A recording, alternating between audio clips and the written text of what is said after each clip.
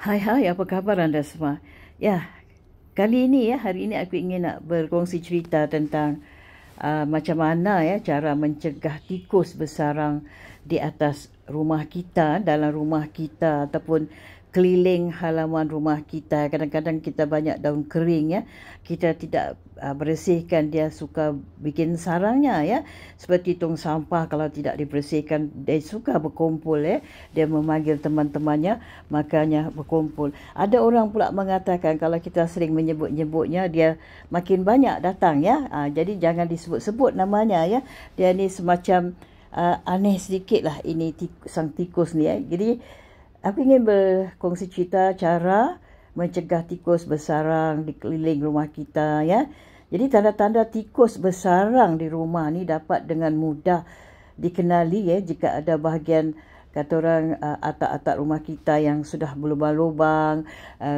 dalam kawasan dapur kita yang sudah banyak berlubang-lubang, kayunya sudah nampak kereputan dan kita suka simpan sampah dalam tong sampah sampai 2-3 hari tidak dibuang. Dia suka dengan ini semua, dia suka bau-bau kotoran gini. Tikus sukalah buat sarang, dia akan memanggil teman-temannya.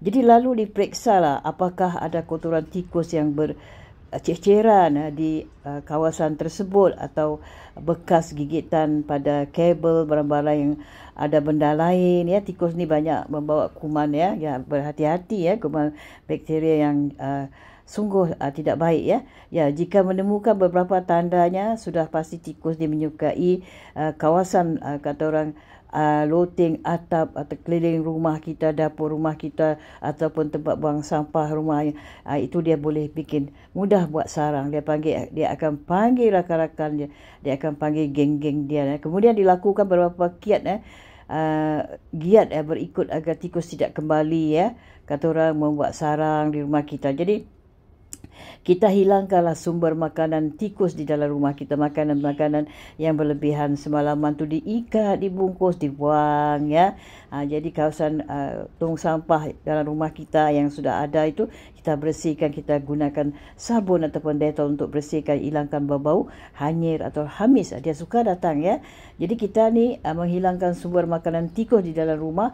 Tikus yang bersarang kata orang di kawasan rumah kita ni biasanya mencari makanan yang ada di bahagian dalam rumah kita. Ini biasanya bila malam kita tidur dia akan keluar panggil geng-geng yang datang Mereka dapat kata orang menyelinap ataupun berjalan di untaian kabel-kabel yang menghubung rumah antara rumah kita dan rumah jiran kita atau pohon yang tinggi di pekarangan berburu makanan ataupun bahkan membawa makanan-makanan ke bahagian atas rumah kita ataupun keliling rumah kita di celah-celah pokok Seperti di celah-celah pokok ada daun kering ni, dia suka duduk dekat situ, nanti dia bawa makanannya Makanya kita janganlah buang makanan, sisa-sisa makanan merata-rata di ruang kawasan rumah kita Jadi untuk itu kita menjaga kebersihan rumah dapat membuatnya kesulitan mencari sumber makanan. Kalau kita sering bersihkan rumah kita dia tidak akan datang Jadi beberapa langkah yang dapat kita lakukan adalah menutup rapat tempat sampah rapat-rapat untuk mencegah menyelinap mencari makanan. Jadi tong sampah kita itu yang sudah ada di rumah kita bersihkan, dicuci bersih, kemudian kita taruh sabun. Dia tak suka datang, kita taruh sabun, dia tak suka datang. Cuci bersih-bersih Jangan kita tak cuci, kita buang sampah, kita taruh sampah yang baru. Tong sampah yang bekas-bekas makanan tu masih melekat dalam tong sampah itu. Jadi bau hanyir hamis tu dia suka dia suka Jadi jangan salahkan dia lah. Itu memanglah makanan dia kita nak buat macam mana. Jadi kemudian hindarkan makanan hewan peliharaan yang terbuka atau biarkan kata orang berceceran di dalam rumah Pasti kata orang barang-barang di dapur biji-bijian, bahan-bahan makanan di dapur semuanya jangan terdedah tutup dengan aman, tutup dengan botol kita tutup, kita siapkan satu botol yang ada penutupnya kita jangan dedahkan begitu saja, kita tutup kita tutup rapat-rapat itu dia. Jadi tempat makanan hewan ni dipelihara ini perlu diperhatikan kebersihan, terutama di malam hari. Malam hari dengan menghilangkan sumber makanannya, hal itu akan mendorong tikus untuk mencari makanan di kawasan-kawasan yang banyak makanan sisa-sisa. Makanya aku katakan tadi, sebelum kita tidur malam, kita bersihkan tong-tong sampah itu ya, kita cuci dengan air, kemudian kita sabunkan. Jadi kita menghilangkan bau-baunya ya. Kalau tikus banyak datang kawasan rumah kita, amat tidak baik ya. Mereka mengundang banyak kuman, dia mengatur menyemburkan kumannya ya. Ya, itu dia. Kita perlu berhati-hati menjaga kebersihan rumah kita ya. Ya, dalam kamar kita juga perlu selalu memeriksa ya. Jadi ada yang kain-kain sudah busuk, sudah berbau, tidak dicuci, diperuk-perukkan, diperap di keliling rumah kita. Tikus juga suka datang ya. Jadi kamar kita sering kita bersihkan, jangan dikumpul kertas-kertas sampah ya dalam kamar kita. Bersihkan, sapu bersih, kemudian kita semprotkan dengan semburan semprot yang membuatkan haiwan lari lah, tidak suka ya. Haiwan tak suka benda yang bau wangi ya, wangi-wangian dia tidak suka ya. Jadi kita semprotkan di keliling kamar kita ya, itu dia. Jadi kedatangan tikus ni dalam rumah tertentunya sangat mengganggu kenyamanan kita ya. Hal ini lantaran hewan penggerak tersebut biasanya hidup di tempat kotor, dia tidak boleh duduk di tempat yang bersih ya. Jadi kalau kita dapat tikus ada ya di kawasan rumah kita, berarti rumah kita tidak bersih. Kita perlu jaga bersih ya, hari-hari kita bersihkan ya.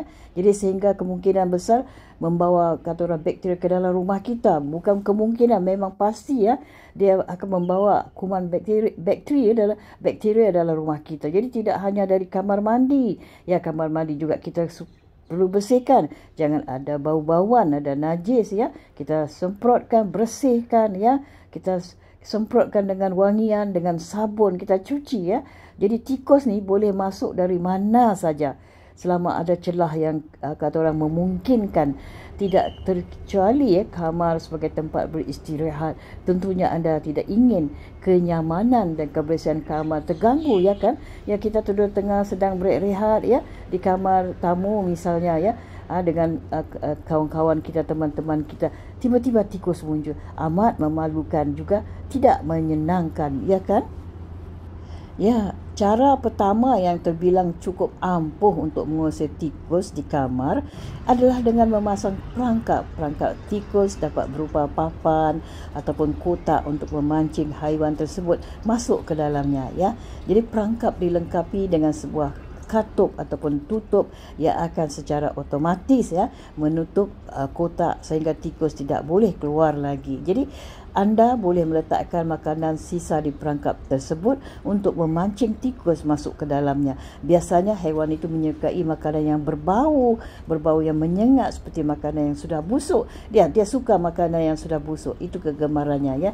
Jadi kita cuba buat itu. Tapi kalau kita takut nanti dia mati kerana tersepit, itu pun satu dosa jugalah, dia haiwan kan. Kita buat cara membersih, itu pun cara yang baik lah ya. Kalau kita pasang perangkap dia tersepit ya, dia tercepit, dia akan mati, mengelupur ya, itu pun dosa juga. Kita membunuh haiwan. Kita cari jalan supaya kita bersihkan rumah kita. Kita semprot dengan wangi-wangian ya. Bila kita semprot dengan wangi-wangian, dia memang tak suka datang, ya.